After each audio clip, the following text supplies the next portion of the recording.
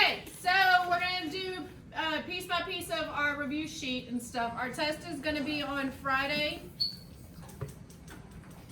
January 29th. I'll give you all the code next week that you can write in here for your quizzes. Alright, let's start with number 1. The axis is always pointed towards, what's the name? Polaris. Good. Alright, so it's always pointed towards Polaris. The North Pole is. Remember South Pole? Will they ever see it at the South Pole? No, because it's the what? The farthest away. No. I don't know. What else do we call Polaris? North Star. North Star, so it would make sense for the South Pole to see the North Star, would it? No. Alright, so here we go. Right now, if you look at it, my axes are all pointed at the word Polaris, right? Alright, so when I'm going to do my seasons on this diagram, this is the one we're going to focus on today. As I'm doing my seasons, which diagram do I start with? The right, left, top, bottom. Right, top, right, and left. Right and left. Right and left. So I'm always going to look at the right or the left to the sun. Always start in the diagram. Even if it's just a slight off, if these were like just tilted a little bit, find which one would be the most top, or right and left, and do them. So let's start with the right. Alright? My North Pole, it's tilted away. So what season do we have when we're tilted away? Winter. Winter. So if we're tilted away, what's the southern hemisphere having? Summer. Summer, because they're tilted towards. All things in space go which way around objects? Counterclockwise. So it's going this way. Alright, what's after winter? What happens? I have really cold, so my temperature is going to start doing what? Increasing, which is what season? Spring. So if we have spring, the southern hemisphere is having Fall. okay. Keep going. After spring, we get warmer. We have what season? Summer.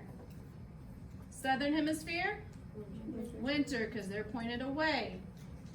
Keep going. After summer, we're starting to cool down. We have Fall. and they have spring. Good. Did you notice how I labeled them in the diagram this way? Notice how I didn't just write it beside them. I labeled the poles, those temperatures. That way I don't get confused and I make sure I remember to do that. Foster's kid, I always told my kids, whenever you get a diagram, you start here or here. Doesn't matter what. Even if they just give you that one, you go ahead and draw all of them around and you start with one of these two. Okay? Alright, to spin on an axis, what is that called?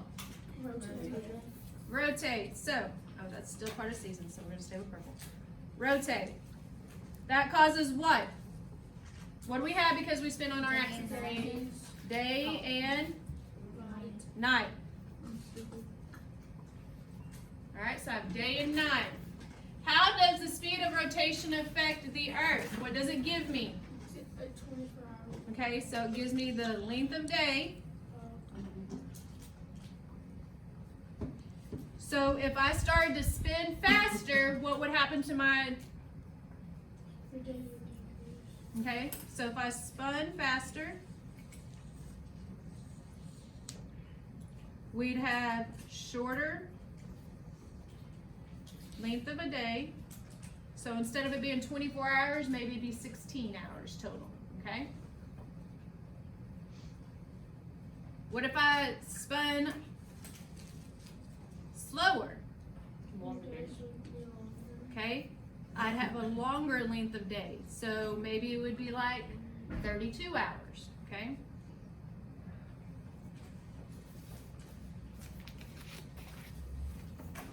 All right, to travel around the sun, what does that mean when we travel around the sun? Revolve. Revolve. Revolve or a revolution. That causes us to have what? Years. Year.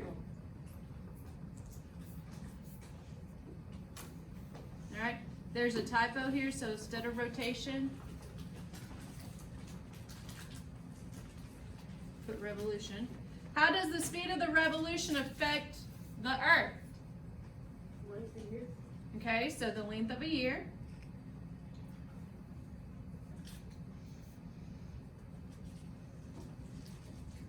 And then what if we rotated, or I'm so sorry, revolved faster.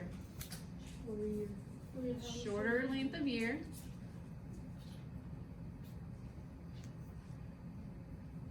Just like the inner planets, guys, it revolves around the sun faster, so those aren't a full, what we measure to be a year. Okay, it'd be considered a whole revolution and maybe a whole year for their timeline, but if we're comparing it to the Earth timeline, it's not. If it revolved slower, what would happen? Longer, wouldn't It'd be a longer length of year. Who knows how long our year is? In 1/4. Because what happens every 4 years? Leap year. So we go around and then we just come off just a little bit more. So every 4 years we have to reset our calendar. Okay? Yes, ma'am. So technically, if you revolve faster, wouldn't your days get shorter too? Because the year has to get shorter? So if one happens, the other will kind of happen. Well, okay, that really wouldn't matter. If you rotate and revolve, they're not going to affect each other, really. Okay, because rotation is just doing this in place. You're just, when you revolve, you're going like this. So where would they use the time and get shorter then? I don't get it. It's just saying, hey, what if I decided to increase it or decrease it? What if gravity did that? What's going to happen? Just so you understand, if I change it, this is what's going to happen. Yes, sir. it? When is the next year? It's every 4 years, so it's a multiple of 4. So when would that be? I don't know when the last week was. It's a multiple of 4. Next 4 years? Not 4. 3 years? Yeah, because it has to be 20, 24, 28, 32. Didn't it happen last year? Well, that was 2020, wasn't it? That's what I meant. Yeah. Last year. That's a multiple of 4, isn't it? I don't know. 20 times 5 gives me, or 4 times 5 gives me 20. All right. Where on earth do we get equal amounts of daylight all year long? Equinox. Where on earth? Oh. Equator. Right syllable, kind of. Okay. What forces cause the earth to move? What makes us move? Gravity. Gravitational pull from what? The sun.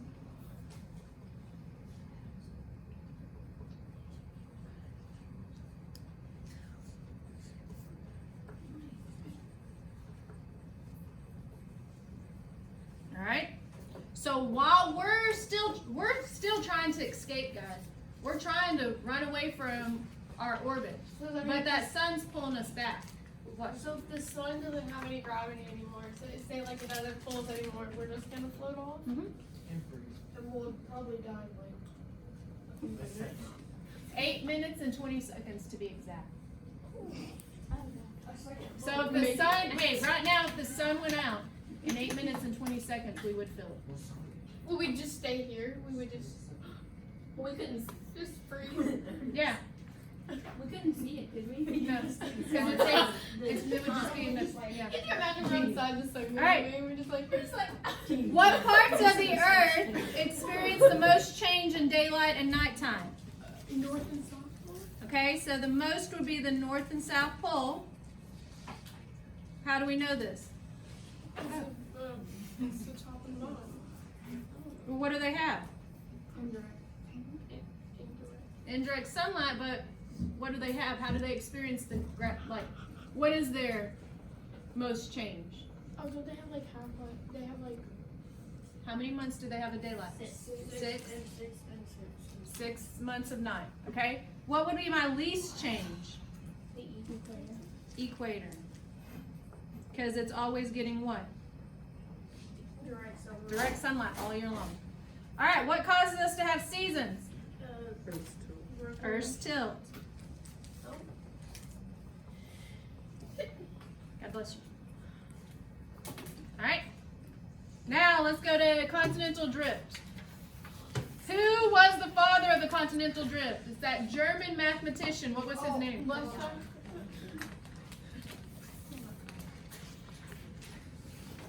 Remember, he ended up going to Greenland, was obsessed with it.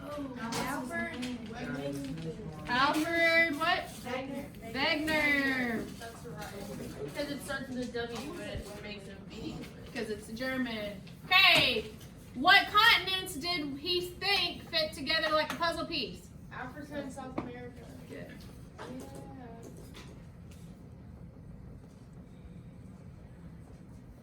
Kind of like, it fit together just like, in print to the armpit kind of thing there when you go to cut them.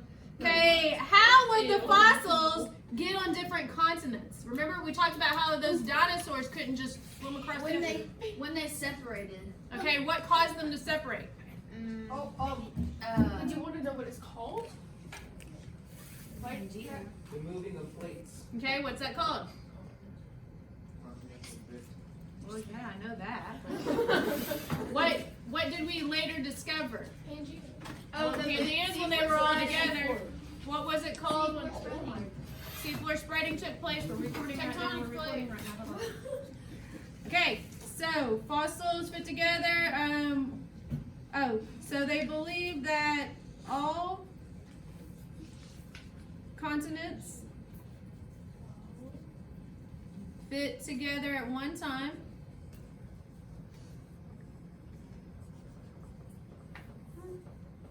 And plate tectonics moved them to the current location.